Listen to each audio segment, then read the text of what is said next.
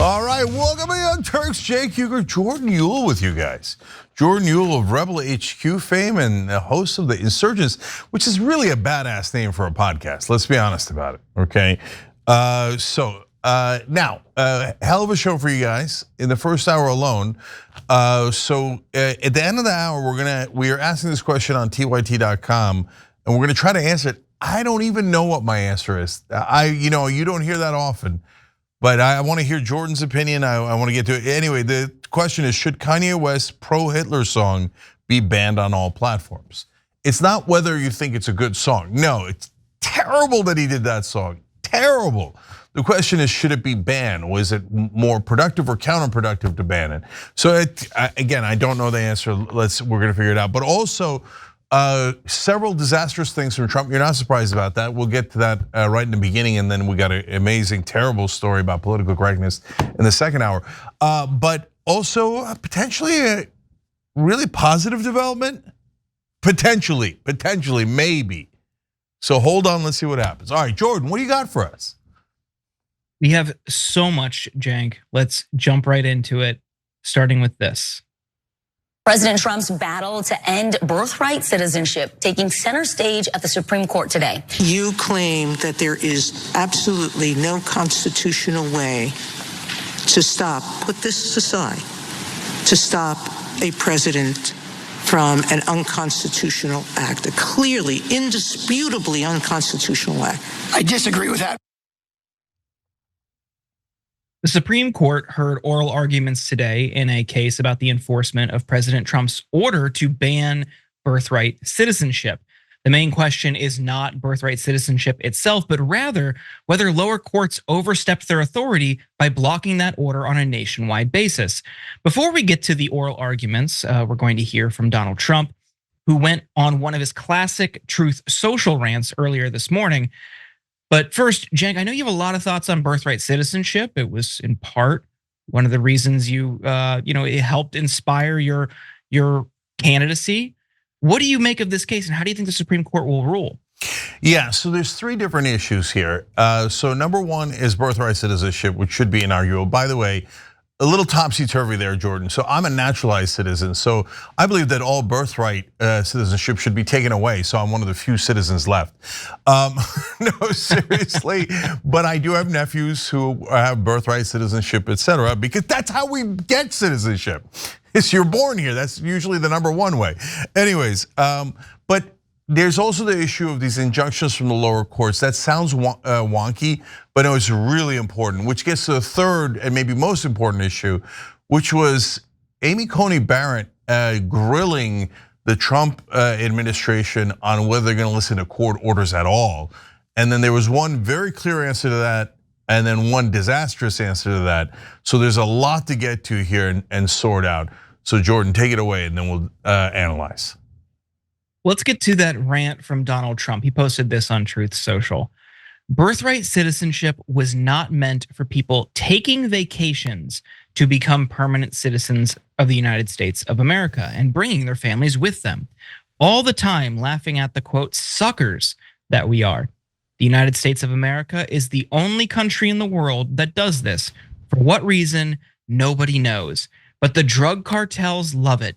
We are, for the sake of being politically correct, a stupid country. But in actuality, this is the exact opposite of being politically correct. And it is yet another point that leads to the dysfunction of America. Birthright citizenship is about the babies of slaves. It had nothing to do with illegal immigration for people wanting to scam our country from all parts of the world, which they have done for many years. Thank you for your attention to this matter. Now, first of all, his repeated claim that the US is the only country with birthright citizenship is flat out incorrect, as you can see in this map. There are about 30 other countries that do the same thing, including both of our neighbors. You can see the full list over on the right. Secondly, the 14th Amendment literally could not be any clearer. All persons born or naturalized in the United States and subject to the jurisdiction thereof are citizens of the United States and of the state wherein they reside. So we've established that Trump is flat out wrong. But now let's go back to the Supreme Court case, because that's not nearly as clear as Trump's BS arguments against the merits of birthright citizenship. Before we hear from the justices, here's CBS's legal expert explaining what this case, stemming from Trump's executive order, is really about. Take a look. Many people sued. Federal judges issued these things called nationwide injunctions, meaning that the executive order can't go into effect, not just with respect to the parties who sued, but with respect to everybody nationwide. And so the question that the court is struggling with is, do federal judges have the power to do that? Do they have the power to say, this executive order, stop it, halt it, not just for the people who walked into my courtroom and asked me, but with respect to everybody, it cannot be implemented anywhere. So as we wait for the court's decision, we can only make inferences based on some of the lines of questioning from the justices. And so far, from what we can tell, some of the conservative justices seem open to siding with the Trump administration. According to CNN, several conservative justices signaled deep reservations with the ability of lower courts to issue nationwide injunctions, but at the same time seem to be searching for other ways people could, in the short term, stop a policy that would upend more than a century of understanding about American citizenship. The liberals, however, pressed Solicitor General D. John Sauer on what taking away power from lower courts would mean. Justice Sotomayor gave Sauer a hypothetical about what could happen with a different president in charge. Take a look. You claim that there is absolutely no constitutional way to stop, put this aside, to stop a president from an unconstitutional act, a clearly, indisputably unconstitutional act. So when a new president orders that, because there's so much gun violence going on in the country, and he comes in and he says, I have the right to take away the guns from everyone, then people, and he sends out the military to seize everyone's guns. We and the courts have to sit back and wait until every named plaintiff gets, or every plaintiff whose gun is taken comes into court. Taking every gun from every citizen. We couldn't stop that. I disagree with that. Now, Ketanji Brown Jackson summarized the Trump team's argument as "catch me if you can." Take a look.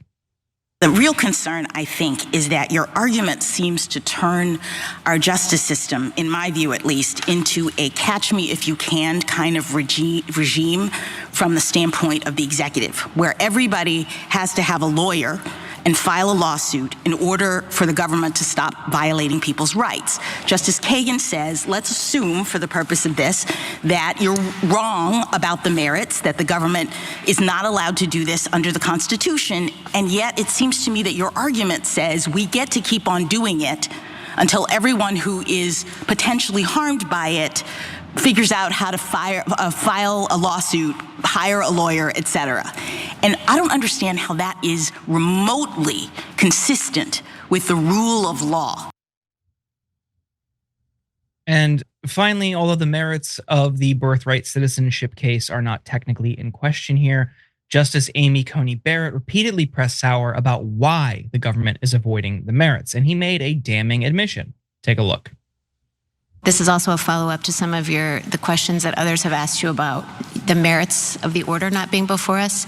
Did I understand your answer to be because you think percolation is really important for this one? Yes, but also more fundamentally, it illustrates that the very problem with these nationwide injunctions is they force this rushed, fast and furious decisions on the merits. So I think it'd be very inappropriate in this case to come to a stay application saying, please give us a rushed, decision on the merits of something that's very complex. But the government's done that in other cases too, right?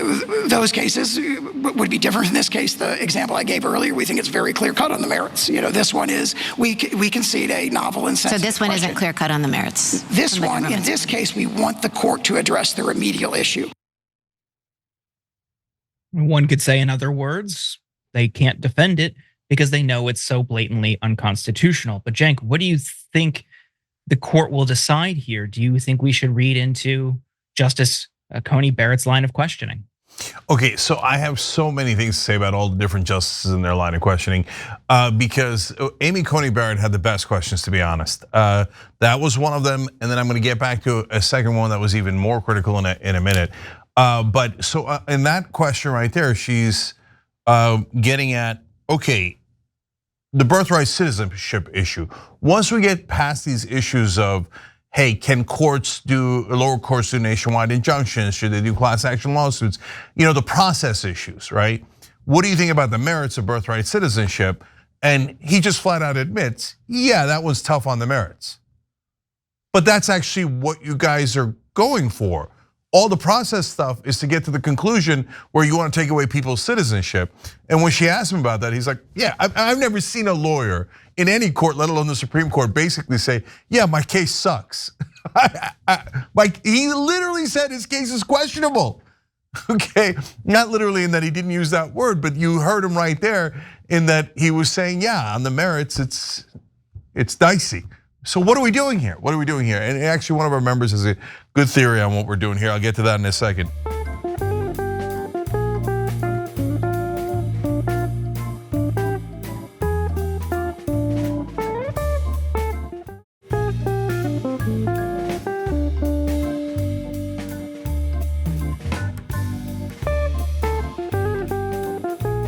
Sotomayor had that question that we played for you is also excellent, except I want to tell her why.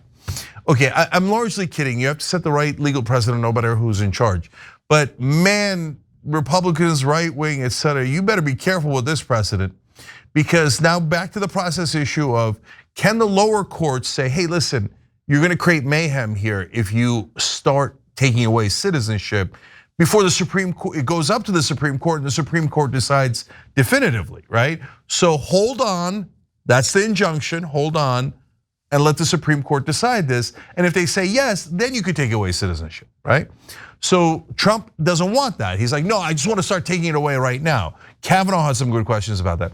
But what Sotomayor is saying is, if that's true, if a Democratic president comes in and he goes, oh, okay, so we can do anything we want, and the lower courts can't stop us. They have to wait all the way till it goes up to the Supreme Court, and usually the Supreme Court remands, and then it goes back down to the lower courts and all the way back up to the Supreme Court. That could take a long, long time. So her example, I can give 1,000 examples, but her example was, all right, Democrat comes in and goes, all right, I'm seizing all your guns. Good luck, you'll get to the Supreme Court in a year or so, I suppose, but by that time I'll have all your guns. And then you'll have to try to get him back, and then you'll have to go to the courts and the Supreme Court and back and forth, back and forth. No. What if they start doing massively, although this is massively unconstitutional and super clear, but what if the court said, okay, the president said, Democrat or Republican, all right, I'm taking away freedom of the press. All the press is shut down immediately, okay? No one is allowed to broadcast, and certainly no one is allowed to criticize the president. Okay, well, now lower courts can't do anything. So they're going to shut down every single media organization and then try to restart them a year later when the Supreme Court gets to it? Now that's mental, it's totally mental. The reason why I say shh is because, man, if I had an ally who was president and that rule was in place, I wouldn't do any of the bad things, but I would counsel for us to take significant and massive action and let them sort it out later. It can't stand, that's nuts. So Ketanji Brown Jackson leads to one of our members, right? So why are they even doing this? What's the point of this? Lou B wrote in on TYT.com. Ending birthright citizenship is not only an attack on non-white citizens, it also provides a clear path allowing Trump, et cetera, to deport anyone who disagrees with them. See, that's the thing. And that's partly what Ketanji Brown Jackson was getting at. If you have this rule in place, how are they going to enforce it? And Kavanaugh got to that, I'll get to him in a second. And basically, it would be the president, the executive branch going, let's investigate that guy, okay? I don't like that guy, he's been criticizing me.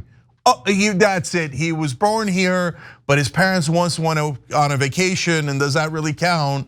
I don't know if, one of his parents is American, but the other one's Canadian, doesn't count. Now I'm targeting you. I'm removing you, and you, who all criticized me on this total BS you're not a citizen anymore, even if you're born in America. So that's part of the point here, a total political attack and an attack on our Constitution. So now we get to Kavanaugh. Kavanaugh's an interesting cat. So he's the one that has this alternative about it, how people can bring up class action lawsuits instead of getting an injunction from the lower courts. Honestly, it makes no sense to me. And Kagan was like, okay, what if they say, all right, we lost that class action lawsuit. Yeah, those people, we can't take away their birthright citizenship, but everyone else we can. There's no answer to that, right? So it just doesn't make any sense. It doesn't even begin to make any sense as an alternative. On the other hand, Kavanaugh then was like, wait, how are you going to apply this? So, baby gets born in a hospital, gets a birth certificate, you're born in America, so you say US citizen, they write that in. Are you guys gonna go hospital to hospital? Well, yeah, he was born here, but one of his parents was originally from Cambodia 17 years ago. So that one doesn't count, switch it to Cambodian. And by the way, if the lower courts can't do the injunction, they would get to do that for a bunch of people. And then if the Supreme Court rules against them, they'd have to go back and go, okay, sorry, the birth certificate, not Cambodian, back to American. It would be an unbelievable mess, a ridiculous mess. So the fact that the conservative justices are even entertaining this is basically like the Alitos and the Clarence Thomases going, Donald Trump, you can come up with the dumbest thing in the world. And we'll go, maybe we'll create utter mayhem and no one will know who's an American citizen anymore. Because they're all born here. When a baby is born, is the hospital asking, hey, where are the parents from? When did they get here? Are they gonna be the Gestapo that then polices this, right? Or do they just assume the kid's born here, he's an American citizen? If you make the hospitals try to determine where the parents are from, etc., it's gonna be the biggest mess you've ever seen. And everybody's gonna be going to court nonstop. I'm a citizen, no you're not, yes I am, etc. This is just so monumentally stupid. I think Amy Coney Barrett's gonna vote against them on birthright citizenship. I'm curious to see if any of the justices on the merits of the case on birthright citizenship votes with Trump. It might be unanimous 9-0, but if Alito and Thomas do it and the others, it's deeply shameful. So on the process issue, they love to appease Trump that way. Oh yes, Donald Trump, you are making such a good point about the lower courts. We'll create mayhem by saying the lower courts can't stop you. But when it comes back to the Supreme Court on the merits, I'd be shocked if they took away. How would they even take away birthright citizenship? It's right in there in the 14th Amendment. It's the clearest thing in the world. And by the way, if you can do that, then you could take away the Second Amendment, which is way less clear. Because it says it's contingent on a militia. If we're having a conversation about a crystal clear amendment, we'll definitely go back and have a conversation about the Second Amendment. And so last thing for now on Amy Coney Barrett, the one I promised you, Jordan. So she asked, okay, wait, are you guys even gonna follow court orders? Because we're going through this whole rigmarole here, but you keep saying in public that you might not. So she said, if the Second Circuit issues a ruling, will the Trump administration follow it? And Sauer says, general practice is to respect those precedents, but there are circumstances when it is not a categorical practice, and that is not just a new policy. She's like, whoa, wait. She's like, what do you mean it's not general practice to follow what the district courts are saying? He's like, well, it's general practice, but we don't have to do it. She's like, no, you kind of do have to do it. And then he keeps saying not necessarily. And she's like, wait, you say that there's been longstanding exceptions to following the courts. Can you name any other than the Trump administration? He's like, well, it's longstanding. No, in other words, no, he can't, because it's not a thing. They're just making it up that you don't have to listen to the courts. And then finally she presses him all the way on the distinction between the Supreme Court and the lower courts. And he goes, no, we're clear, we will follow the Supreme Court rulings. Well, he's on the record. I don't know if it's worth anything that he's on the record, but at least that's good news, right? But on the lower courts, he's super clear. No, if it's not the Supreme Court, we can choose to ignore it. And that's a disaster. And again, if Republicans can do it, so can Democrats. We're gonna have mayhem and chaos if they win. Yeah, that just completely undermines and jeopardizes our entire democracy. That is a very serious next step if they are willing to take it that far, but I wouldn't put it past them. On who would side on which side of the case, I think we've seen data over the past couple of years that Amy Coney Barrett has surprisingly sided with liberals the most, which is interesting when you think about the context surrounding her nomination to begin with. People thought she was going to be this extreme far-right draconian justice steeped in a real patriarchal understanding and religious overtones of the country, and she's surprisingly been way more moderate than people expected. Kavanaugh too. I think Kavanaugh, of the conservatives, Kavanaugh has sided with the liberals second most. So I'm with you. If it's 7-2 and it's Thomas and Alito, would not be a surprising outcome, but it is hard to look at what the government is arguing here, what the Solicitor General is arguing here, and think that any of them could think, yeah, that's a sound argument. But if there were any two on the court, it's Thomas and Alito who would find a way to justify it. On the issue itself, though, I think, like we laid out, it is perfectly clear in the 14th Amendment. And I'm disheartened by this effort to begin with, because it to me, it runs contrary to what this country should be. Many of us grew up to see this country as the shining beacon on a hill, a place of opportunity for anyone who around the world who wants to come here, make something of themselves, contribute to this project, contribute to the country. And we are just rolling back the clock and rewriting this country into something that is isolated, hateful, bigoted, lonely, disconnected from the rest of the world. And that's a sad place to be. I really fear for our country and the direction we are heading if policies like this are successfully enacted. The long-term effects would be devastating. And it's just it's rooted in an inhumane view of others, people who are not born here, or people who are immigrants, or to them, people who are not white.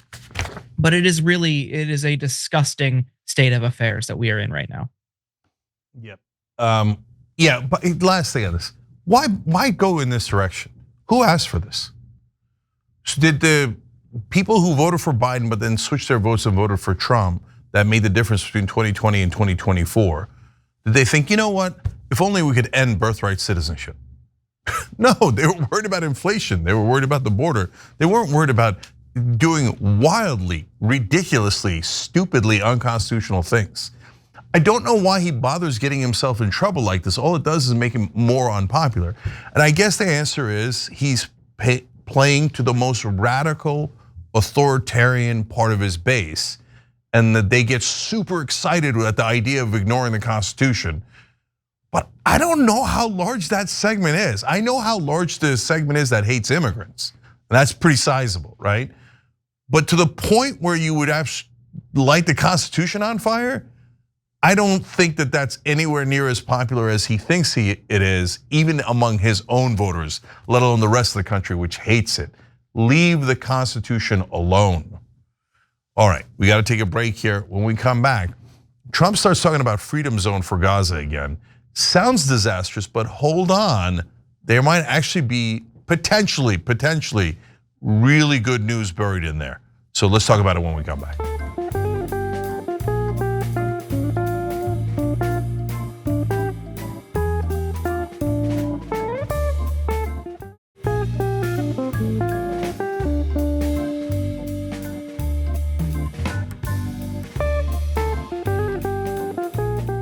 All right, back on TYT, Jake and Jordan with you guys. More news, go get them, Jordan. All right, take a look at this.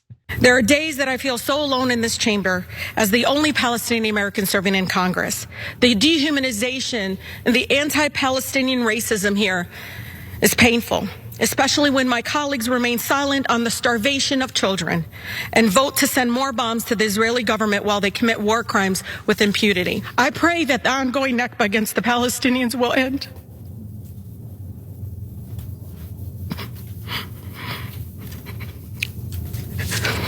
And one day they will be free. Representative Rashida Tlaib, the first Palestinian American woman to serve in Congress, broke down in tears on the House floor on Thursday as she talked about the plight of Palestinians in Gaza. She called out Netanyahu and her fellow Congress members for refusing to put an end to the genocide. Take a look. Israeli forces have killed more than 52,000 Palestinians, and nearly 70% of them were women and children. Babies who did not live to see their first birthday. There are thousands more who are dismembered, unrecognizable, burned alive, buried beneath the rubble, and presumed dead. Each year, our country sends billions of dollars to maintain this apartheid state and support the ongoing ethnic cleansing of the Palestinian people. Our country is complicit, Mr. Speaker, because our nation is funding this genocide. The Israeli government will not stop until we place an arms embargo. Majority of Americans support it. We must save lives, no matter faith or ethnicity. A child is a child. Despite her pleas and the wishes of most Americans, we will continue to aid Israel. And Donald Trump is now once again signaling that the US is going to participate in ethnically cleansing Palestinians. But before we get to that, Cenk. Yeah, it's a huge caveat there. There's actually 3 different options for what they could do with Gaza. One's a disaster, one is fantastic, and then the third one is frustrating and will not get to the right result. I'm afraid they're gonna do the third one. But after Jordan gives you all the details here, and oh my God, the genocide here is unreal now. 72 days of starvation. Is the world gonna do anything? It's the cruelty of this current Israeli government is unbearable. And so those 3 options are going to determine everything. And which way does Trump go? And Trump's gonna decide this thing, not Netanyahu, Trump is. And he's a giant wild card. So let's tell you about the current state of the disaster in Gaza, and it's as bad as it has ever been. And then let's talk about, is it gonna get better or worse? And like I said, don't lose hope, because there is one alternative where this thing turns positive in a totally unexpected way. Now, Donald Trump's messaging on what his intentions are for Gaza have been all over the place. But during a meeting with Netanyahu in April, he said this. Having a peace force like the United States there, controlling and owning the Gaza Strip would be a good thing. Because right now, all it is for years and years, all I hear about is killing and Hamas and problems. And if you take the people, the Palestinians, and move them around to different countries, and you have plenty of countries that will do that, and you really have a freedom zone. You call it the freedom zone, a free zone, a zone where people aren't going to be killed every day. That's a hell of a place. It's you know what I call it, a great location that nobody wants to live in. And yesterday he doubled down. During a meeting with business leaders in Qatar, he told the press, Gaza has been a territory of death and destruction for many years. I have concepts for Gaza, and I think are very good. Make it a freedom zone. Let the United States get involved and make it just a freedom zone. I'd be proud to have the United States have it, take it, make it a freedom zone. He described aerial images he's seen of the widespread destruction from Israeli airstrikes on Gaza and said, there's practically no building standing. It's not like you're trying to save something. His comments come as the death toll surpasses 53,000, and that is just an estimate. And the Israeli military is intensifying operations across Gaza. They killed more than 100 people just today and are pledging to continue the bombings. And now Netanyahu is just outright saying that his goal is to drive the Palestinians out. He said this earlier this week. We are destroying more and more homes. They have nowhere to return to. The only inevitable outcome will be the desire of Gazans to emigrate outside of the Gaza Strip. Cenk, you hear Netanyahu's intent, just completely destroy it, drive everyone out. I don't know how I could look at Trump's, freedom zone proposal and find any room for encouragement. So what are we missing here? Yeah. First of all, let me discourage you further, and then I'll get to the encouragement. Okay. So option number 1 is we do what Israel orders us to do, which is Americans go in there and push the Palestinians out. That's the original Netanyahu plan. So God forbid an Israeli should get hurt doing the ethnic cleansing. And he was trying to, he's like, hey, Miriam gave you all this money, over $300 million. Now you pay us back by Americans dying and being guilty of the genocide and the ethnic cleansing. And then the two places that they would push them to is either the ruins of Rafah or completely out of Gaza into other countries. Now, if you think that that's hyperbole, they're not really gonna, I mean, that's literally the textbook definition of ethnic cleansing. Yeah, so let me share with you reporting from Dropsite News, Jeremy Scahill reporting here, that shows you that is definitively what they're planning to do. And in fact, they actually say it and brag about it. And then I'll get you to the two other options. Okay, Scahill reports Hamas will lay down its weapons, its leaders, this is a Netanyahu statement to his cabinet. Hamas will lay down its weapons, its leaders will be allowed to leave. We will see to the general security in the Gaza Strip and will allow the realization of the Trump plan for voluntary migration, he told his cabinet, referring to Trump's threat to seize Gaza and remove Palestinians from their land. And he said, quote, this is the plan, we are not hiding this. So they first say, look, we want the hostages back, wink. Our own envoy, Steve Witkoff, said, no, they don't want the hostages back. Israel is delaying peace. They're the ones who want to continue the war, okay? So he says, yeah, well, we want the hostages back, but that's not good enough. We also want everyone in Hamas, who we don't know who they are, to come out somehow and surrender, and presumably they'll be either sent to prison or executed. And so they're going to all voluntarily do that. And then Israel's going to say, okay, we are satisfied enough that all of Hamas has come out and said this, and Palestine will never be allowed to exist as a state, and we will occupy Gaza. So if Hamas agrees to all of that, then we can get to a peace deal. Who would agree to a permanent occupation and give away their land? By definition, that is not at all possible, because that's just saying, okay, we'll give you 100% on what you want, and because we're what? Otherwise, and you know what? Netanyahu is saying, otherwise we'll kill you all or just drive you out militarily anyway. And he says, this is the plan, we're not hiding this. But if you're not convinced, hold on, there's a lot more. Scahill says, on May 4th, the Israeli cabinet approved a plan code-named Operation Gideon's Chariot that it threatened to implement if Hamas did not capitulate to Israel's demands by the time Trump finished his tour of the Gulf. Its explicit aim would be, quote, the conquest of the Gaza Strip, an open-ended occupation enforced by, quote, wide-scale attacks and the destruction of Gaza's remaining infrastructure. Palestinians would be herded into the wasteland of what was once Rafah in southern Gaza. So they're saying, if you don't agree to everything Israel wants, including your own subjugation and the theft of your own land, we're going to drive you into the ruins of Rafah and ethnically cleanse the rest of Gaza Strip and take it. And it is a conquest. So we told you that that was their intention. And when we said that, what did people say? Anti-Semite! How dare you talk about Israel potentially taking Gaza Strip? They're the most moral army in the world. They would never do that. This is only because of self-defense from an attack from years and years ago. And so we had to murder 53,000 civilians. Sorry, there's a couple of Hamas in there. They've never proven that anyone outside of Hamas leadership was ever killed. But okay, let's assume there's some Hamas in there. But the overwhelming majority is civilians. 2/3 are women and children. Approximately 18,000 children killed by the IDF, pretending this is about self-defense. I wouldn't kill one child, let alone 18,000 children for self-defense. I'd say, you know what, kill me instead.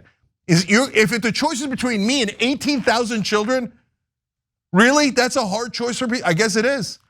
I guess for a lot of people who have no morality at all, none whatsoever, they go, who cares, it's just Palestinian children. Just keep murdering them. We'll just blame it on Hamas. Okay, so they're not done with their confessions. So if you're an Israeli supporter, I'm expecting an apology. I told you they were gonna try to take Gaza, and you pretended that they weren't. Not pretended, to be fair, a lot of Israeli supporters, they genuinely believe it, they really believe it.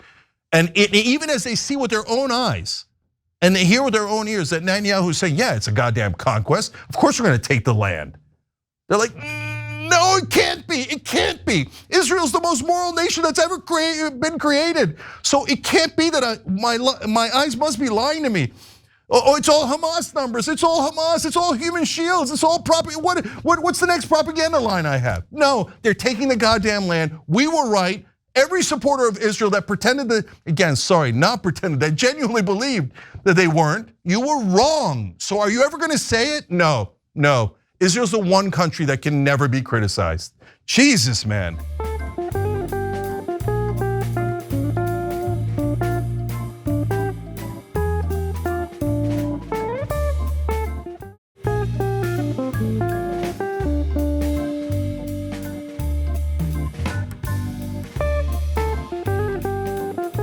Here's Netanyahu, quote, there will be no situation where we stop the war.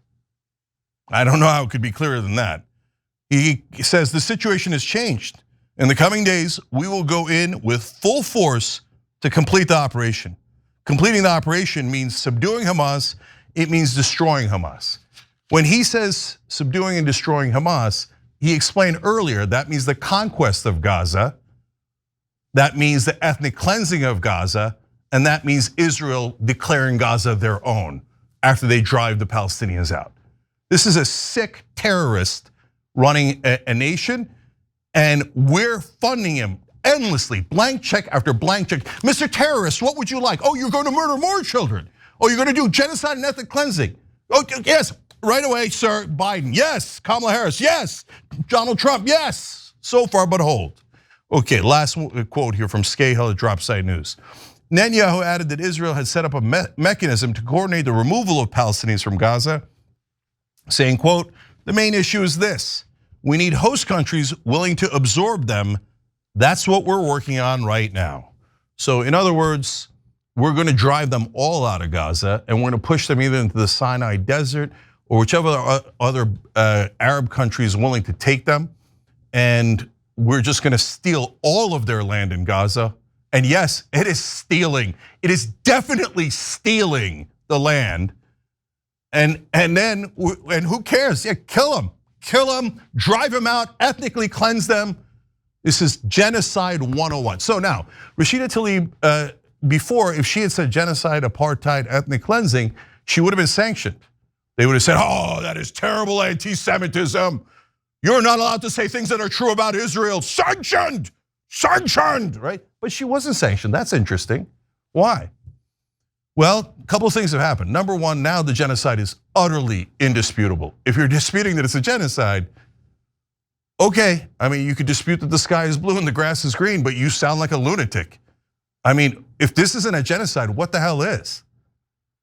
They're declaring it. They're like saying, yeah, we will drive them all out and we'll kill as many as we need to take their land. How much clearer does it have to be? Okay, so one is that it's indisputable, it doesn't matter. Congress totally, it works for Israel anyway, they can dispute the indisputable. But one of the reasons she's not being sanctioned is because the right wing is starting to swing.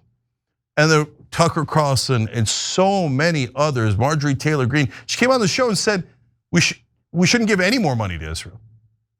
I'm not sure I've ever heard a Republican politician in my lifetime say that. Tom Massey, I suppose, probably said that. But outside of that, I mean, they worked 100% for the state of Israel, not for us. So now all of a sudden, their media is changing, some of their politicians are changing, so all of a sudden she's not sanctioned. Israel's beginning to lose some power. So that brings us to option number two. Trump went and talked to Qatar, Saudi Arabia, UAE, that was just what this tour was about, but he left Israel out, which is already stunning. Usually you go to Israel, you kiss the ring of Netanyahu or whoever's the Israeli prime minister, and then you go, oh, Israel's the greatest thing that's ever been created. Then you go to the Arab countries and you give a generally insulting speech publicly and then you do some begrudging deal with them, okay? But at the end of the day, you're gonna do a deal because they got a lot of money, okay? But Trump has totally flipped that. So he doesn't go to Israel, he goes to the Arab countries, then he goes and starts taking money from them, right? And so number one, he's got the $400 million jet from Qatar, that's gonna be Air Force One. Number two, he's got several billion-dollar deals he's doing with Qatar and some of the other countries, including Saudi Arabia. So he's just personally benefiting. So he's like, you know Trump, He's like, wait, I want to be known for peace, and these guys are giving me billions of dollars. Where's the question? But wait, the Adelsons gave you over 300 million. He's like, yeah, that was yesterday. And if you don't know that I stiff investors, you're a bit of an idiot. So that's why Netanyahu, when Trump won, he came in like, I own you, right? And then all of a sudden, Trump starts defying him. He's like, wait, what happened? What happened? I thought we purchased you. That was yesterday, brother. Trump never, ever cares about his investors. He always screws them. So now he's like, the Arabs are offering me more money. I guess that's a sad day for you. So now when he brought our freedom zone, Jordan, within the context of those speeches and the context of those deals, and by the way, the other thing is he got a $142 billion arms deal with the Saudis. So I don't know that we should be giving the Saudis and these dictatorships in the Gulf all of these weapons, but we are. And our defense contractors are going to make a killing from it. And by the way, Jordan, that's another huge part of the puzzle. It's not just Trump. Part of the reason why we support Israel so much is, they have the conspiracy theories about, the Jews run everything. No. There's also a huge Christian Zionist voting bloc. But even more important is the military industrial complex. So they're like, America's going to pass all these bills that give 20 billion to Israel. But really, it's so that Israel can buy our weapons. So it's going to the defense contractors, then Israel is getting those weapons, right? So Israel's super happy, the defense contractors are super happy, and they don't want that gravy train to end. But now Trump comes in and goes, I got a better gravy train. We're gonna arm the Arabs to the teeth. Okay, you guys are gonna make a killing. Before you're making tens of billions, now you're gonna make hundreds of billions. All of a sudden, Raytheon, Lockheed Martin, et cetera, like, you know what, Israel's kind of optional. All of a sudden, Israel's optional, right? And so when he talked about freedom zone in that context, there's this, the second plan is the US goes in, but we go in with Arab countries. And the Arab countries then run it so that Hamas doesn't and the Palestinian Authority doesn't. And that leads to an independent Palestinian state. Oh, that would be amazing. And there's no reason not to do that. None. And by the way, if he does that, they'll build statues of him all over the Middle East. And overnight, the entire Middle East will turn into our allies. And he'll win the Nobel Peace Prize. Those are, I'm not kidding and I'm not exaggerating. If he got actual peace in the Middle East and created an independent Palestinian state, guaranteed Nobel Peace Prize. Where's the downside? The Israeli lobby won't give you money anymore. He's not gonna run anyway. There's no downside at all.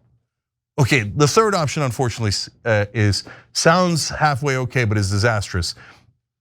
Third option is they say there's a peace deal, you get the hostages back, that's good. Israel doesn't occupy, the US occupies, bad.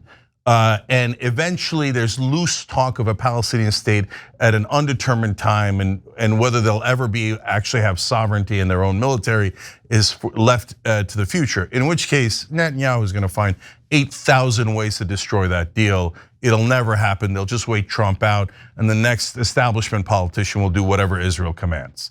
So it's gotta be option number two. Jordan, the fact that option two now exists is amazing. It's never happened in my lifetime before, and potentially an upside of Donald Trump's corruption. Okay, what do you think? Oh no, I have zero hope that Trump would be involved in any legitimate peace plan. I think we've seen enough from him to know that that is all a farce. This idea that Donald Trump is some diplomat and peacenik has shown time and time again to be untrue. And what we're going to see here is what we saw telegraphed by Netanyahu and the Israeli government for a year and a half. They are going to destroy all of it. And the time to get in the way, the time to stop it was when Biden was in office. And that's why so many people spoke up and so many people were frustrated. You of course were critical of him throughout. And while this may now, as the culmination of this operation may happen under Trump's watch, the people who are ultimately responsible are Antony Blinken, Joe Biden, all the spokespeople who pretended like they were having serious, tough conversations with Netanyahu and the Israelis about reining in their operation or being mindful of civilians. That was always a lie. They were never legitimately behind the scenes pushing for a ceasefire. And if you mentioned Israeli supporters who pretended like this wasn't a genocide or ethnic cleansing for the first year. I mean, you have to be either stupid or deliberately unwilling to recognize what was happening to have that position. And there are people who spent the first year splitting hairs over the definition of a genocide or the definition of ethnic cleansing. And here you are. What do you have for that? All those people who tried to obfuscate and distract during these conversations, during these debates, during these arguments on behalf of the Israeli government, what do you have to show for it? And you've heard this phrase before. There's a book out now by a Palestinian author about it. One day everyone's going to pretend like they were against this. One day everyone will always have been against this. And when we are presented with situations like this, and Yemen is another example, you have to think about what your role in that is. Is it waiting and seeing until things are bad enough and then you can give it the label of a genocide or ethnic cleansing? Or is it fighting against it from day one? And I think many of us, thankfully, and I know many people watching, were opposed day one, week one, to this escalation from the Israeli government. And what they're talking about in some of these plans, the comment in Jeremy Scahill's article, Palestinians would be herded into the wasteland of what was once Rafah in southern Gaza. Rafah was the safe haven a year ago. That's where people were told to go to escape Israel's bombing and Israel's attacks. And now it is completely destroyed. Same thing with Khan Yunis, same thing with Gaza City. Across the board in Gaza, they were continually told to relocate as Israel then demolished more and more of Gaza. After the first or second refugee camp or hospital was attacked, how could you not see what the ultimate plan was? And unfortunately, there are many people, and some even tried to make this case on this network, that no, that Israel doesn't bomb refugee camps. Israel doesn't bomb hospitals. It's always Hamas. This was a misfire by Hamas. Look around you. Look at the footage and genuinely try to make that case. You are either a liar or you are obtuse. And they're not mutually exclusive. There are many people who still try to make the case that Israel is, like you're saying, the most moral army in the world. The blood on their hands, and ultimately Trump's and Biden's and Blinken's and now Rubio's, untold. We can never have those lives back. It is absolutely disgusting. But on this plan, it's just going to be what Netanyahu wants. No one is brave enough at the top levels of the US government to stand up to him, and he's going to do whatever he wants. Okay, I've got to comment on a bunch of that stuff. You're 100% right that in hindsight, people always, I was always against it. I never liked Netanyahu. Blah, blah, blah, blah. There'll be 1,000 excuses, 1,000. Yes, but did you do anything? Did you say that Israel was wrong and that we should have a two-state solution and that we should have a ceasefire and that the Palestinians should be protected? Or did you use talking points about human shields and how they had it coming and the Palestinians can't ever be trusted? They're not like normal human beings. No, if we give them a state, those savages will immediately attack us. No Israeli supporter is ever allowed to use the word savage again. So because what's happened in Gaza is the definition of savagery, okay? So, okay, that's clear. Number two, the comment about the hospital is so right. Anna said it yesterday too. Remember when we had the debate? And you said, somebody on the network said, that's right, and I'm proud of that. Why am I proud of that? Because we had the conversations, we had the debates, and you all saw it with your own eyes. We didn't shut anything down. We allowed everybody to say their piece, and what happened? The truth won out. We were right. So, and now it's not in question because the debate originally was, this is the thing that Anna mentioned, you mentioned. Remember when that hospital got hit in the beginning and they're like, no way it was Israel. Israel would never hit a hospital. No, everybody has to retract the story. Israel's the most moral country in the history of the world, and they would never ever, and if you say they would ever hit a hospital, anti-Semite, right? What happened? They destroyed all of the hospitals in Gaza. They leveled 2 of them yesterday. So now we're past 53,000 dead. They've taken 2/3 of Gaza already. So where's the, okay, they would never hit any hospital. They hit every hospital and every university and every school. They destroyed them all. So can I get a confession from the supporters of Israel? You were wrong. Israel, this current government, is a bunch of savages, and they destroyed civilization in Gaza. I mean, if Hamas had done this to Israel, can you imagine if Hamas had done this to Israel? But apparently Israel is allowed to be monsters and say, no, I can do it to Palestinians. Their lives don't matter. I'm gonna keep going. So the one thing I disagree with you, Jordan, on, you said they have to be either stupid or liars. No, you'd be shocked at what bias does to you. Look, I can tell you from my ethnicity, you go talk to perfectly rational Turks, perfectly progressive Turks, and you ask them about Kurds, boom, gone. Bias comes in, their eyes glaze over. No, the Kurds are bad, Turks are the greatest, Turks are the most moral people on the earth, blah, blah, blah, blah. No, bias will blind you to anything, when it comes to these kind of issues. But I am curious, now that Netanyahu is launching this conquest imminently, and he's saying, yes, this is our plan. We are going to take the Palestinian land. We are going to continue to murder them, and we are going to drive them out. Are you still going to hide behind excuses? Are you still going to be biased and go, yeah, no, as long as Israel's the one doing the ethnic cleansing, then I'm okay with it, because excuse number 1, 2, and 3, and every excuse has to do with how Palestinians are savages and violent and can't be trusted and have to be murdered because they're the violent ones, right? And then finally, this, Jordan, this idea like, don't trust Trump, he'll never ever do the right thing because he doesn't have good intent and he's not actually a peacenik. Of course, it isn't about good intent and like all of a sudden you're like, I think maybe Donald Trump's heart opened up. No, the only reason he might do it is because of corruption and ego. If he thought they're gonna build statues of him all over the world and he was gonna get a Nobel Peace Prize and he was gonna get to take home a couple of $1 billion, that's why he would do it. It's not complicated and Trump's not a complicated guy. Nevertheless, it is way less likely because still Israel has an enormous amount of power in this country and they are now exercising it in 8,000 different ways. And so that's why on the Qatar jet, oh my God, every ally of Israel is, and again, the jet's wrong, right? But every ally of Israel is out all over media. Every politician, including Republicans, all of a sudden finding a way to oppose Trump, right?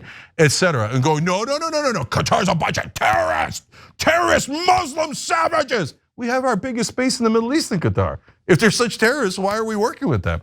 Why are we putting our troops in danger? No, Israel's interests are affected. No, terrorist, anti-Semite. Okay, yeah, try that, go ahead. But you know what's happening? The MAGA base is going, you call me anti-Semite one more goddamn time. I dare you call me anti-Semite one more time, okay? They had it up to here. So I know I'm out on a limb. I said it at the very beginning of the Trump administration. It's not even a majority likelihood, but is there for the first time a chance, a non-zero chance that they'll get to the right answer because of all the forces that I just explained, the corruption, the ego, etc.? Yes, there is. Yes, there definitely is. There is a possibility. And if you're not open to that possibility, you're making a giant mistake. Jordan, last thing, I know we're so over here, but you have to encourage that possibility. You have to tell Trump, oh my God, you'll be a hero. But by the way, he would be in that case. But if you say, nope, I'm just gonna be super pessimistic and I'm gonna yell at him no matter what he does, even if he does the right thing. And you know what? And because if he does the right thing and frees the Palestinians, no, he's still doing other things wrong. Since he's doing other things wrong, I'll never give him credit even though this would be a historic act. I think that's a massive mistake. So, do you see that encouraging him to do the right thing, especially encouraging the right wing to push him to do the right thing, might be the right strategy? I don't have faith in them doing that. Like you just laid out, all of the opposition to this plan is rooted in Islamophobia. Much of it, to be fair. Why would they suddenly take a different tact here. I think what we have seen, especially from the right on foreign policy, going back to the Gulf days, if you want to be accurate, but largely from the war on terror on, it is a jingoistic foreign policy, and that's going to extend to Palestinians as well. So I just am not holding my breath. I mean, sure, I guess I'll encourage you, do the right thing, but like, I feel like it's falling on deaf ears. But they've shown Jordan, what how they can you say want. it's falling on deaf ears? Joe Rogan's talking about anything. it. Like, I'm not just talking about Candace Owens, Tucker Carlson, and the far right. Rogan, Theo Tucker Vaughn, Carlson's an endlessly. anti-Semite. Like Tucker Carlson is a straight up anti-Semite. The reason he's taking that position is because he's an anti-Semite. He is a white cares? nationalist. Like, That's why he's doing Jordan, it. I'm being serious. Hold on. If he's an anti-Semite and that's our speculation, okay, that's terrible, and I'm going to deal with that later. But are you trying to discourage him from? I'm not trying to discourage him. I'm not saying he's going to be an effective messenger to persuade Trump. Of course he is. Who would be an effective messenger? No. A Democrat? That doesn't make any No, sense, Jordan. Not. Of course, Tucker Tucker Carlson Carlson and also Marjorie claimed Taylor to be Greene against- are much more likely to persuade Donald Trump than we are. Isn't that the most obvious thing in the world? No, I'm not saying any of us are going to. He's going to listen to the most powerful in the world. He's going to listen to the military-industrial complex. That is who will reign supreme here. And if Israel wants weapons and they want to continue that cash flow, they're going to have more influence than podcaster Tucker Carlson. It boils down to money. The only reason he's saying that is because he is a white nationalist. You look at his comments on people in the Middle East going back to the 2000s. He sees them as subhuman. Like there are many comments that he made on that shock jock shit. Jordan, let me. No. lift I'm him really up mad because about he's this. a racist. Hold on. Why would I lift him up? There are plenty of people. No, stop with that nonsense, Jordan. Hold on. Listen. How is it nonsense? Okay, here's why. Because you are the people who are saying that, yes, including you, you're being intensely selfish. Let me explain. So Tucker Carlson said we shouldn't go into Iraq after he originally was in favor of it. But after the war started, he said, we shouldn't be there. And I don't want to deal with these monkeys. Now he's talking about Muslims, that's my people, okay? So am I in favor of that? No, absolutely not. So I could choose to do one of two things. If we were back in that time, I could either encourage the Tucker Carlson wing of the party to get out of Iraq, which would have saved hundreds of thousands of lives, or I could say, I am morally pure. He was Islamophobic. I banish him and I cancel him. And it's better that I cancel him because of my feelings than we save hundreds of thousands of lives in Iraq. That's intensely selfish. Let it go. Yeah, okay, I don't know what his intentions are, and I don't give a goddamn what his intentions are.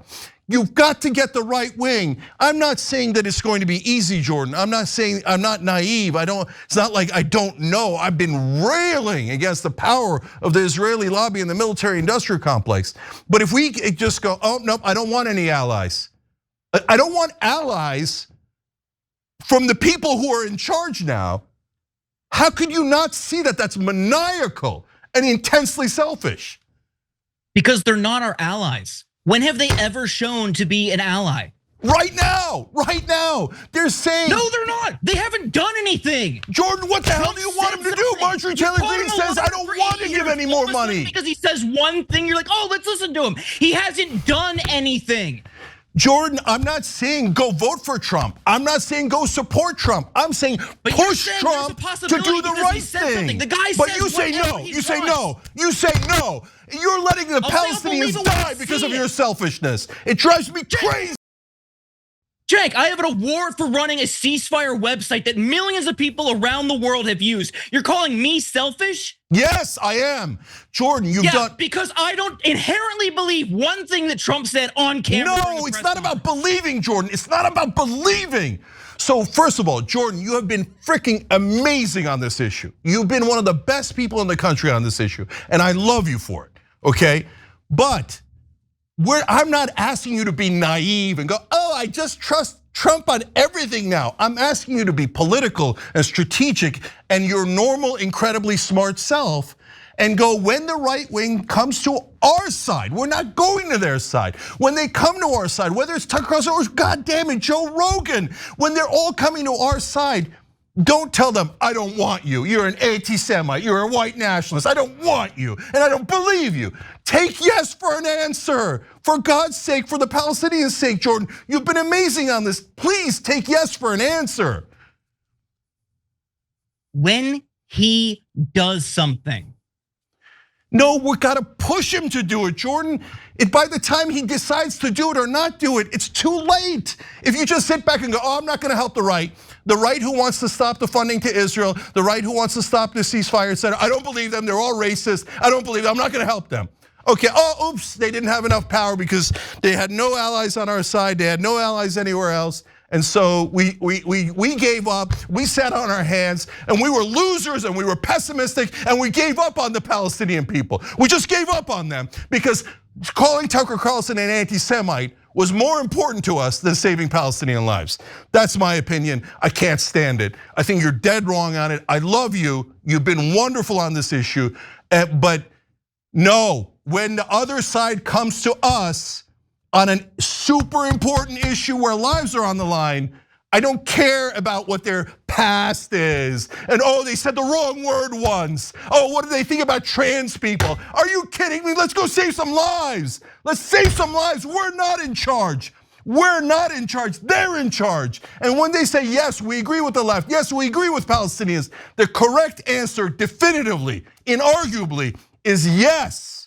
Thank you for coming to our side. We will take yes for an answer. Young Turks.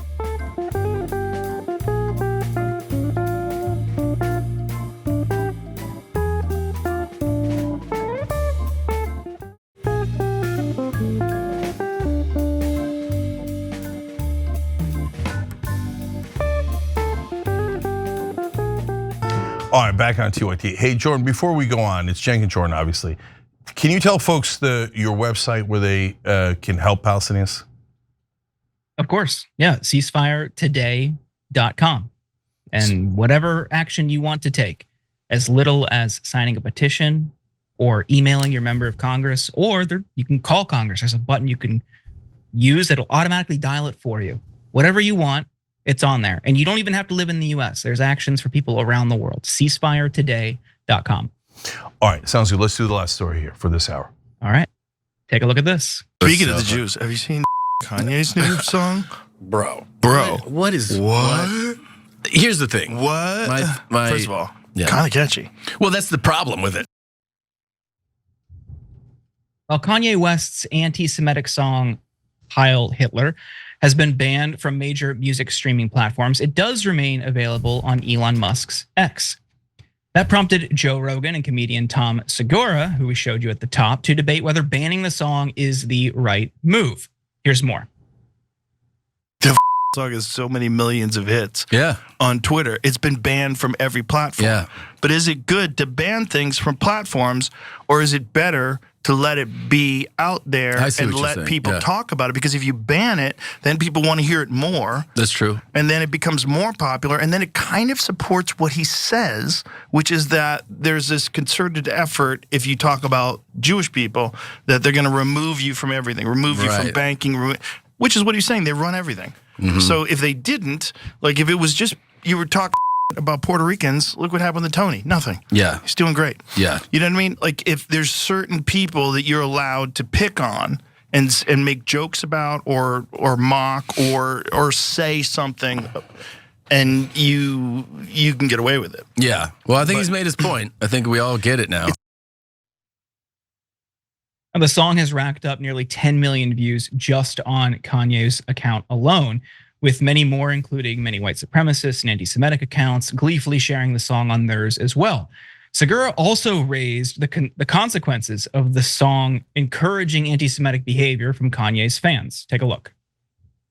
And I've always been like, yeah, say whatever you're gonna say. But I do think like making a catchy song about that, I'm like, what are you doing, man? Like you're just getting, at a minimum, you're just gonna get more people that think it's cool to say Heil Hitler. Like that's at the minimum. Well, I think that's part of the program. I think it's part of what he's trying to do. But I mean, is that cool to do? I guess if you're like, well, it's fun to troll the masses and get them to do that, okay. But what I'm saying is that like at a minimum, you're gonna get less educated people to go like, this is a fun thing to say. And you're like, I mean, is that good? You really want people just walking around and be like, you know, it's tight, man. How Hitler, like that's insane. It's crazy. Now, Cenk, up until the show, I had been thinking about this all day, and I still don't know where I fall on this, but I'm curious. Do you think this song should be banned on streaming platforms? We just had a knockout brawl debate a minute ago on the show, right? I mean, catch the show live, 6 to 8 p.m. Eastern, okay? So, and now we come to this topic, and both of us are like, I don't know. Okay, and the two of us never say I don't know, right? So we asked it on the website, should Kanye West's pro-Hitler song be banned on all platforms? And apparently you guys don't know, 47 to 53, super close. And it comes out to no on 53. Okay, the live chat has a poll too. Should the song be banned? Let's pull that up in a second. So live chat's on YouTube. 60-40, no. Okay, so now 59-41. So this is as tight as it's been in a long time for any topic. And so why? Guys, let's be super clear. The song is terrible. It's I don't mean musically. I mean, to put a song like that out there is despicable. And Kanye West is a grade A moron. And I'm really proud that, as usual, I was the first. And when I said it, what happened? Back then, people were like, and I'm not talking about when he started the anti-Semitism. He was always a moron. He was always the dumbest person I've ever heard speak. Like whenever he spoke, they'd be like, oh, he's genius. No, just because he is decent at music doesn't mean his political opinions are smart. He's always been the dumbest guy in the room, maybe the dumbest guy in the nation. And so when I was saying that, I remember people saying, oh no, he's a genius, Cenk, how dare you? He's a musical genius, right? Okay, well, I won that debate. He's a frickin' moron and an idiot, anti-Semite, et cetera, et cetera. So I despise the song, and I'm really worried about what Rogan's guest said there, which is that people think it's catchy and then they start singing it. No, no, no, no, no, no. On the other hand, if you ban it, God damn it, then it's rebellious and cool and underground and that kind of crap. And so Jordan, I don't know, man, banning hasn't worked. So I'm leaning 53-47 to not banning it. But then if you're not gonna ban it, everybody has to say, yeah, Kanye is a giant ass. And no one should ever do any deals with Kanye, not because you're Jewish, or it's because he's a jerk. He's a terrible human being. So, and then he can go complain about, the Jews. No, brother, it wasn't the Jews. Here, I'm Muslim, born Muslim, now atheist, and I hate you. I think you're an idiot, and I would never do a deal with you, okay? So go cry about that. All right, Jordan, I came out for not banning it, even though I have a long history of despising this moron. What do you come out? As I think through it, I jump back and forth. The knee-jerk reaction seems like, well, this is heinous. This is deliberately inflammatory and anti-Semitic. Let's get rid of it. And then you think, okay, well, that's like they say. And I think that would be human behavior. People will only seek it out more. It gives it attention, especially in our digital age. When you try to suppress something, it only makes people want to seek it out more. And I think about the consequences of that. And you could think through, like, what would the justification be? And I certainly don't want big tech companies, and I certainly don't want our government dictating what can and can't be said, because while it would start here, and we've already seen it for years, especially like just to go back to our last story, big tech companies have suppressed pro-Palestinian speech online for the past year and a half. You have seen now arrests on college campuses. Like, it's not that this would lead to something worse. We're already in an area where things are worse. And I'm also like, even just talking about it, we're giving him what he wants. Like, he did this specifically because he knew it would upset people so much that it would get way more coverage on his self-released album than if the album didn't include this track. That's it. For this single. Look, I don't know how much people are trolling him. I hope a lot, right? But for all the trolls for no reason, they're just getting their kicks and stuff, go troll that guy. And you know what? I know what'll drive him crazy. Do what I do. Keep calling him dumb. He's a super dumb guy. And so He thinks he's a genius. He's like, oh, I got a white shirt, I'm selling it for $250. I'm such a genius. Oh, I got a trash bag and I'm selling it for $500 because I'm a genius. No, you're an idiot. That trash bag looks like trash. That's just a white shirt and you're just a hateful idiot. So go do that to him and see if he likes that attention. All right, we gotta go. Jordan, thank you, brother. I appreciate it and I appreciate you putting up with my yelling and screaming. Of course. Okay, so when we come back, problems in the Democratic Party, else terrible. We'll be back.